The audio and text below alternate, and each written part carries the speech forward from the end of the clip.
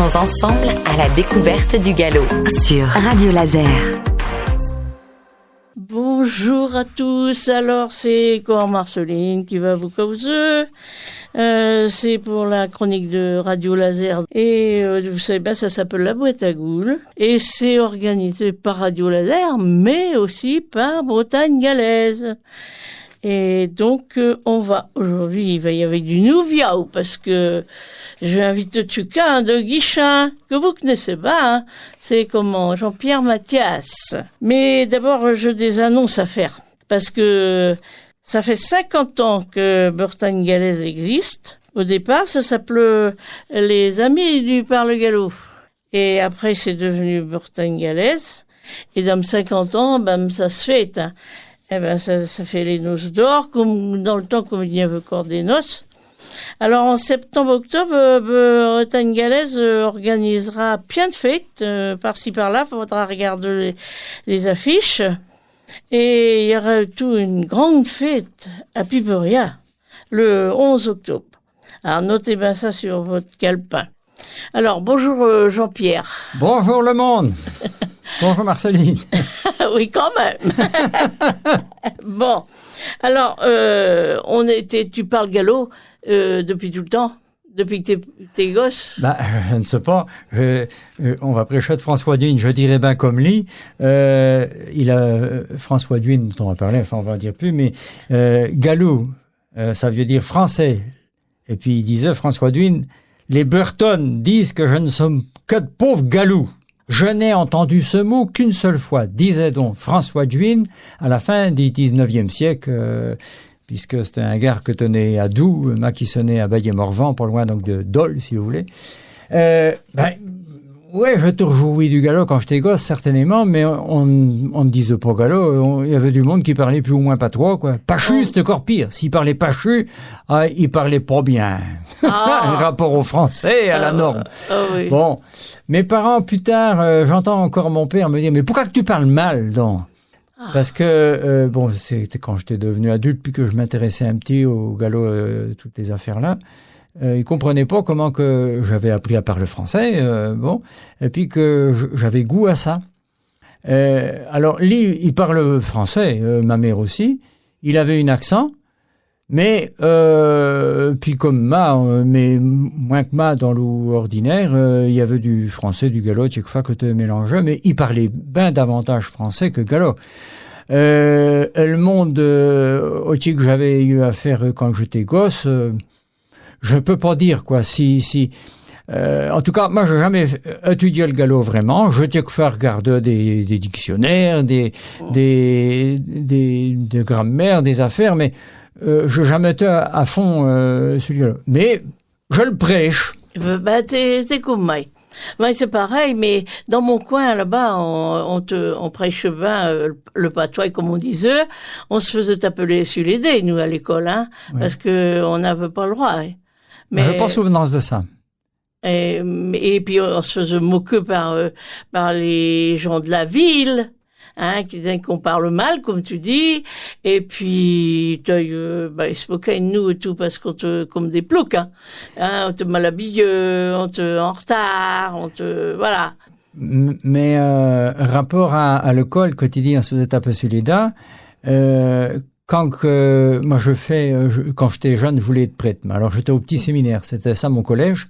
Et je me rappelle d'un professeur d'anglais, Joseph Lessard, que tenait à Cancale, d'ailleurs. Des Lessards, c'est des, mais Joles, comme on l'appelait, nous.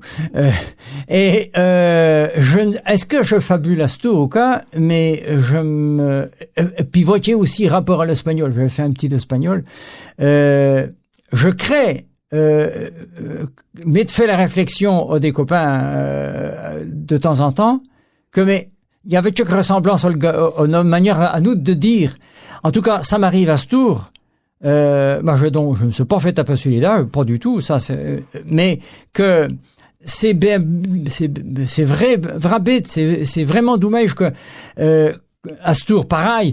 Mais surtout de notre temps, comme dans le galop. Les professeurs, autant d'espagnol, puisque on sait bien qu'en espagnol les poules ne ponnent pas, mais on dit que c'est le verbe poner. Épone. Oui, oui. Et puis, quand que tu viens t'assire en anglais, tu te mets dans une chair. Nous, tu sais bien, on s'affale là-bas, fall down. C'est dommage que les profs de langue comme ça, je sais que Jolès, là, il connaissait le galop de Cancale, par la Cancala. C'est bien bête qu'il nous a pas donné plaisir à jouer dans ça, quoi. Ben oui, c'est ça, oui. Mais moi, ça m'a aidé aussi en espagnol. Regarde, un apoya, tu sais ce que c'est un apoya? Oui, pour soulever une branche de pomme, mieux qu'à trop de pommes. Oui. Et en espagnol, apoyar, c'est appuyer. Ça ressemble pas, c'est pas bien là non plus d'appuyer, justement. Apoyar. Voilà. Et comment les veisins, en espagnol, c'est vecinos. Il y en a plein comme ça. Moi, ça m'a rendu service. Et en anglais, les tcheux. Tcheux, comme on dit, et djeux et tout, là-bas, c'est pareil. Hein, mais entre ta façon de causer dans ton terroir et mon terroir, il y a des différences. Il y a des nuances. T'as dû t'en rendre compte quand tu rencontres les gars d'Ordon à la vogue. Les gars d'Ordon, mais pareil, le monde de Fougères ou de la région de Lioudia. Mais on veut bien que ce n'est pas de l'espagnol, que ça n'est pas du français, que ça n'est pas du brésilonais, que ça n'est pas de l'italien. On veut bien qu'on est plus proche, tout comme. Oui, oui, bien sûr. Oui. Par exemple, quand tu dis moi, toi, Mata. lui, oui, parce qu'à Redon, de mon côté là, on dit mai, taille, et lui tu dis comment toi, lui? Li, nous et tout. Et puis au féminin, yel, et tout. Ouais. Nous et tout. Et alors, quand tu dis va chercher de l'eau au puits. Je ne sais pas si on disait, mais probable en tout cas, on pouvait certainement dire, je ne sais pas si on le disait toujours, mais va crier de lève au puits. On disait pas de lève, de liao. Quand j'étais gosse, on disait de liao. Mais à ce tour, c'est devenu de lève. Ah oui, tu vas à Cournon où j'habitais, mais on disait de liao. Assis, juste à côté, on disait de lève. J'ai appris, parce que comme Théophile me s'est un petit intéressé vraiment à la langue comme ça, j'ai appris que le monde d'autour de Nord-sur-Aire, en Loire-Atlantique par là, il aurait dit de léo, un chapéo, etc. Ce qu'on est en français d'ailleurs, on retrouve ça, P-E-A-U, mais Eau, c'est Eve, c'est Yao, c'est entre les deux, et c'est juste en fait. En fait, c'est une triphtongue. Je ne sais pas comment ça canon, mais je trouve que moi je ne sais pas je m'occupe pas d'enseigner le galop ou autre, mais je trouve que s'il y avait à faire un galop commun, tous les Eau là, ce serait juste quoi. Et puis au singulier, puis au pluriel, Yao quoi. Au pluriel, oui, je ne sais pas, Un batéo, des batiao. Des batiao, oui, un couteau, des coutiao. Oui, alors voici un couteau et puis des coutiao. Oui. Mettant plus ou moins ou enfin tu vois, enfin. Mais oui, mais tu as parlé l'espagnol tout de suite là. En espagnol, le E, là, ça devient le A, ça reste le A, mais le U, ça devient OU. Donc tu prononces ça vite. Et à OU. Oui, tout à fait, c'est ça. Oui, voilà. Donc, c'est une langue romane, quoi, notre... Exactement. Voilà, alors... et combien de fois on nous a dit que c'était un dialecte et pas une langue. Moi, j'ai entendu ça par les Finistériens. Moi, j'en ai rien à foutre. Du moment qu'on se comprend, c'est tout. Et puis qu'on a piési. Oui, parce que en fait, on se libère. Quand on peut parler comme nos parents nous ont appris. Madame, c'est de même. Hein. Bon, autrement, est-ce que tu veux d'autres choses comme ça qui changent de ton terroir à tailler d'une autre tardon là? Je sais pas, je vais pas faire attention. Non. Je m'arrête pas à ça, non. Non, il y a l'accent quand même. Il y a un accent chez vous. Non, parce que tu te rends pas compte parce que. Non. Ouais. Bon, mais donc, Jean-Pierre, pour ceux qui le connaissent pas, mais il est bien connu comme le Loubian, il est écrivain. Et faut être fier dans notre pays gallo quand même de c'est fort. C'est fort de dire que je suis un écrivain parce que je fais paraître des livres. Ça c'est vrai, ça n'avait assis, ça se trouve. Mais c'est des séries que je mis en forme. La première fois, c'était Gigi Bigot qui était à l'ouvrage, elle avait mis du monde dans le coup, dans une maison d'édition qui avait une collection de contes et légendes qui étaient sur un périmètre départemental. Et puis, on s'est dit, je ne vais pas aboutir à ça. Y a-t-il quelqu'un qui vient s'en occuper? Et c'est de même que je fais les contes et légendes des Lévilaines. J'avais pas prévu, mais c'est vrai que j'avais la matière, j'avais tout ça. Et puis, après, c'est Jean-Marie Guater, les éditions Guater à Rennes, qui avaient vu que j'avais compté au musée de Bretagne rapport à une exposition qu'il y avait eu sur comment qu'on baie avec alcool ou sans alcool. Je fais un livre où je repris la recherche de contes que j'avais fait rapport à ça. Alors des contes de c'est nous, mais pas que là, du coup, contes à boire sans modération. Et puis après, je refais Célie un autre plus important, puis qui me tient davantage à cœur. Les contes de l'un certain temps, un certain, je m'y attirais entre les deux, parce que c'est quand même, est-ce que c'est certain ou pas? Enfin bon, c'est toute la relativité du temps. Tu crées que t'es parti pour mener 3 jours, et puis en fait, le monde dit mais ça fait 15 ans que t'es parti, enfin ou plus que ça, enfin t'as des trucs, toutes sortes d'histoires comme ça. Et puis après, je finalisais tout comme ce qui me mène depuis le début, rapport à toutes ces affaires de langue, puis de contes surtout, c'est que je sonnais dans à Baillet-Morvan, tout près de Dole de Bretagne, d'où, et puis quelques années avant. Non, moins de 100 ans avant. Naquit aussi à Dole, mais à Dole, là, François Duin, qui est alors, on dit, c'était un abbé. Oui, c'était un abbé. C'était un historien. Ben oui, c'était aussi un historien. C'était un prof de lettres. Ben oui, il avait aussi une plume de poète. Et puis, il était folkloriste aussi. Mais qu'est-ce que c'est qu'un folkloriste? Un folkloriste, c'est du monde qui s'intéresse à ce que tout le monde, plus ou moins, rêve en partage. Autrefois, on appelle ça la culture populaire. Et bon, c'est les contes, c'est les légendes, c'est les chansons, c'est la façon de danser, la musique, tout ça. Et puis alors moi, c'est comme ça que c'est en bonne part comme ça que je me suis intéressé aux contes. Et puis il a publié de quelques affaires, mais pour le gros, c'était resté dispersé. Puis au fil du temps, moi, comme c'était de ses mains, je me suis intéressé, quoi. Et puis je sevrais Benez d'avoir pu faire paraître l'année dernière en coédition par Dastum et puis les presses universitaires de Rennes dans la collection comment ça s'appelle, Patrimoine oral de Bretagne, donc l'anthologie des trucs qu'avait rassuré François Duin, qui s'appelle Contes, légendes, chansons, notes de folklore. Comme si c'était pas à ça. C'est pareil, je suis pas écrivain dans cette affaire-là, tu vois, je retourne à Moustache, j'ai mis ça en ordre, tout. Sur l'affaire-là, j'ai eu de l'aide aussi importante par, Vincent Morel.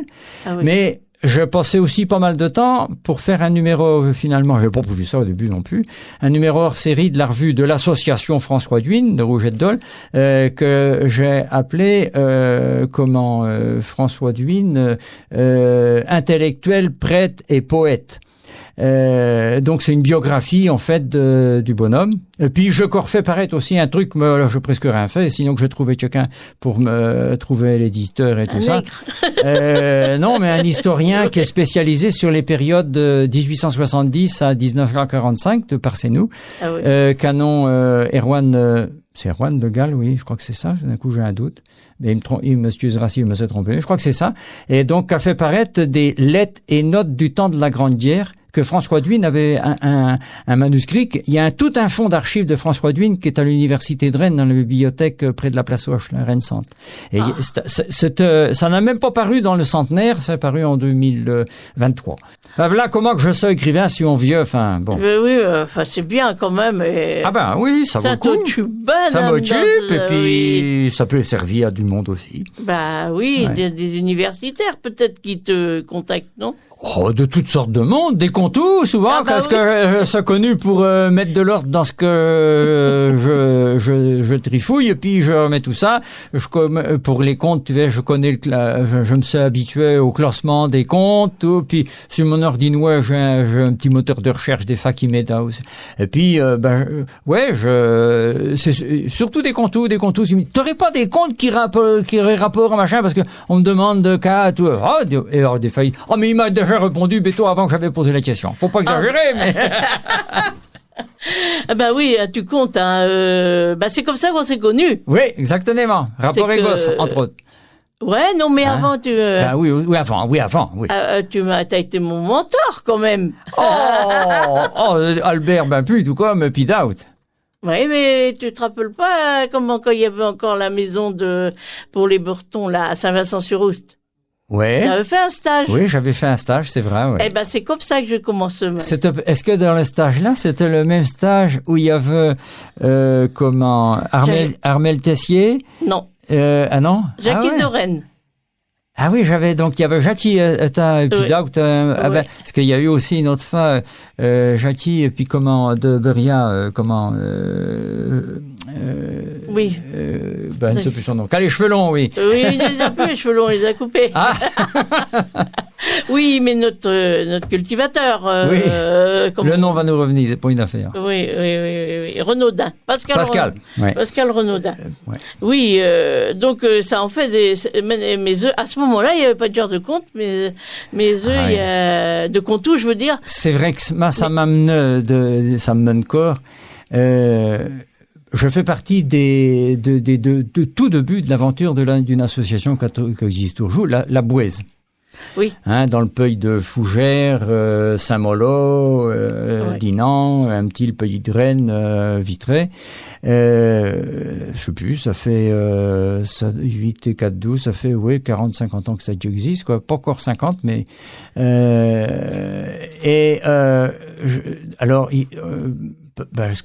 quand j'étais jeune, je commençais à m'intéresser à ces choses-là. J'avais rencontré une bonne femme c'est comme ça qu'on dit. Aline Folligneux, qui chante bien à Baillet-Morvan. J'ai un petit enregistré, puis je chante ses chansons à l'occasion. Et puis, c'est le même que je rencontrais Dow qui s'intéressait à ces affaires-là. Il y avait Stivell qui faisait son train, il y avait Glenmore qui était déjà parti pour mal. Ouais. Il y avait une mode un petit folk, tout ça. Et puis il dit mais c'est nous de ce qu'on a. Je me vais encore dire à un moment, je dis mais c'est nous tout comme on parle pas Burton mais quand même. Alors on chante la Passion. Enfin on l'avait pas chanté de haut mais ça veut pas grand cas. Enfin je me suis retrouvé dans des Pierrick Cordonnier, Île-de-France, un tas de monde quand même. Et puis, mais moi j'aimais chanter, mais par contre de la musique, fallait pas m'en compter. J'aimais danser, mais je voyais que dans l'équipe, il y avait pas trop de monde à accrocher sur le compte. Mmh. J'avais bien eu tant que Nulton-là était encore vivant, un frère, maman, l'oncle Samson, c'est un beau prénom, tiens. Ça vaut Molo ou un Corentin, Samson. C'est tout comme le seul saint fondateur de Bretagne qui est identifié sûr. Diocèse de Dole. Il fut pas un diocèse au début. Peu importe. Mais bref, l'oncle Samson, il disait des monologues. C'était pas des contes, mais ça ressemblait un petit. Ah oui, dans les noces, là, comme ça. Les communions, tout ça. Mais, à l'époque là, des fois, le monde dit, mais non, j'ai pas entendu de contes quand j'étais jeune. J'ai pas lu des contes quand j'étais jeune. Il y avait pas de livre de bibliothèque, d'abord. Il y avait quelques livres à l'école, mais à la maison, il y avait pas de livres, tout le monde non plus. Et puis, c'est sûr que, il y a eu du chemin de fer. À ce tour, faut voir le monde qui compte. C'est pas tout le monde, mais il y a plein de gens qui ignorent encore. Il y a toujours du monde qui crève que quand ils nous entendent parler de ça, que c'est pour les gosses. Ou on entend quand c'est Noël, puis t'as des acteurs qui font un petit de lige en faisant un enregistrement ou un album. Mais en dehors de ça, t'as du monde à ce tour qui compte. Regardons à la vogue, là. Oui, on ne refuse pas, mais on a du choix. Pour n'en retenir qu'une dizaine, on n'est encore pas rendu à 100, mais on a perche. Oui, ça doit être un casse-tête pas possible. C'est passionnant, c'est bien. Oui. Mais il y a des jeunes surtout. Yeah. Ça me plaît, moi. Ouais. Ah ça, alors là, c'est Ouais. formidable. Hein. Et en général, ils sont bien sympathiques. Ouais.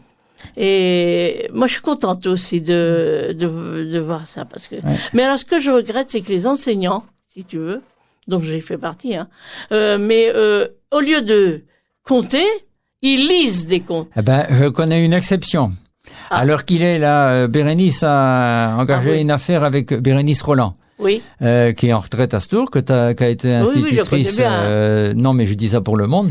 Qui a été institutrice durant tout le temps, à différents niveaux et tout. Et puis Yel, puis François Doucet, Jean-Jacques Boidron, on a, puis d'autres un petit, mais surtout nous, on avait fondé l'association Graines de Compte. Oui.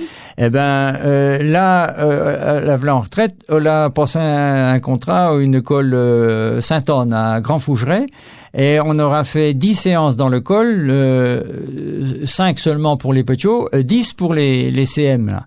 Eh ben, je ne sais même plus comment que c'est son nom, mais Véronique de son petit nom, l'institutrice, eh ben, elle est tellement passionnée qu'on la compte dans la classe, et que la classe là va compter plus jeune la semaine prochaine. Ah, ben voilà. Mais c'est ça que j'aimerais bien. Même à Guichat, j'aimerais bien qu'on lance ça. Ben oui, ben c'est déjà arrivé que j'avais fait ma... Oui. T'as aussi? Oui, C'est le même qu'on avait fait une affaire oui, ensemble. C'est d'abord à ça que je pensais, au Albert. Avec Albert. Les enfants font tout. C'est en toi et moi qu'on a... Oui, on a inventé, d'autres l'avaient fait en You, mais nous, oui, on l'a fait. On l'a fait. On a fait les journées du conte à Saint-Snou. C'était génial. Ah ouais. Et oui. je suis contente de ça. Oui. Ah oui. Mais au centre de loisirs, à un moment aussi, ils voulaient remettre ça là, ici. Et on pourrait... Ben oui. Oui, on va couper là parce que c'est très long. Jean-Pierre a beaucoup de choses à dire. Alors, au lieu d'une émission, on va faire 2 émissions. Voilà.